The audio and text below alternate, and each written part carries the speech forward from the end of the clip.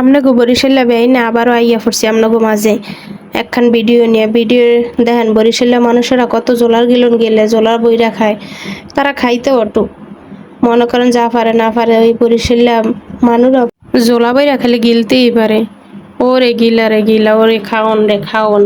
চলেন গাইস আজকে আপনার করে দেখাবো ওই যে হুটগি দিয়া কাঁঠালের বিচি ভর্তা। মুই বাটাবাটি করতে যাই দেখি মোরে একটু সুন্দর লাগে না, তারপর কি করবো কোষের মধ্যে তো একখান লিপস্টিক বাইর করে ঘষা মজা করলাম, এখন দেখি মোটামুটি একটু বেইন বেইন লাগে, ভালো ভালো লাগে। বরিশালের মান সম্মান তো রাখতে হইব, বরিশালের মানুষ মান সম্মান যদি মুই না রাখি এটা কি হইব? না হয় আপনারা ইয়া কমেন্ট বক্সে কইবেন বরিশাল্লা খেতার গাট্টি।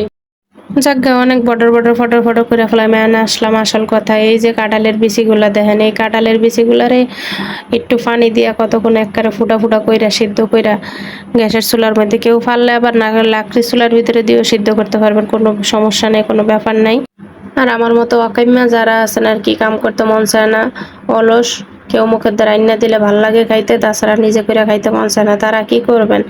ওই কষ্ট করে আর পানি দেওয়া লাগবে না, হোক না একটা পাতিলের মধ্যে কাঁঠালের বিচিগুলো রাখা লাকড়ির চুলা অথবা গ্যাসের চুলা যে কোনো চুলায় দিয়ে ইচ্ছা মতো লাড়ালাড়ি করবেন, দেখবেন যে বিচি সিদ্ধ হয়ে গেছে। তারপরে ডিরে ছিললাম মিল্লা আইবেন এই ফাটা ফুতার কাছে, ফাটা ফুতার কাছে আজকে এত আমি নাজেহাল অবস্থা হয়ে গেছি। এডিরে এই যে বাড়তে যে আছে শেষতে যায় মনে করেন একটা একদিক জায়গা, তারপর কি করছি এডিরে দই রাজ্যা রকম বাইরানি শুরু করছি, মোটামুটি একটু থেতলে পারছি, এমনি আমি কাজ কাম করতে জানি না মনে করেন। তারপরে একটু করতে এলাম আর কি, ভর্তা এমনি আমার খুব পছন্দ, তাই ভর্তা খাইতে মন চাইলো, তাই এই নিয়ে মানে চলে আসলাম কাঁঠালের বিচি ভর্তা। ঘরে কিছু খুঁজে পাইনি, কাঁঠালের বিচি পেয়েছি, সেটা দিয়ে ভর্তা বানানো শুরু করলাম।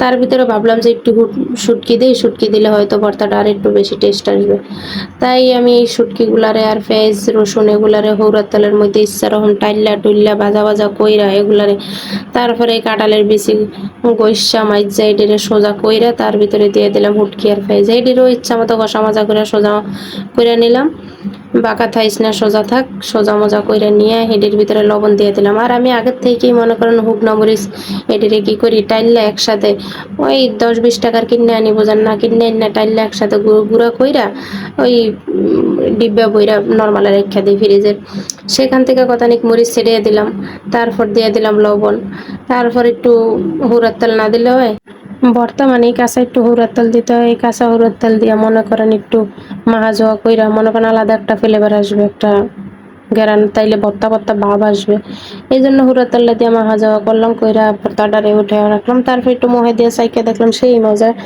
তারপর এই যে ফাটা ফুতার একটা স্পেশাল খাবার, এই খাবারটাই সেই মজা জানেন।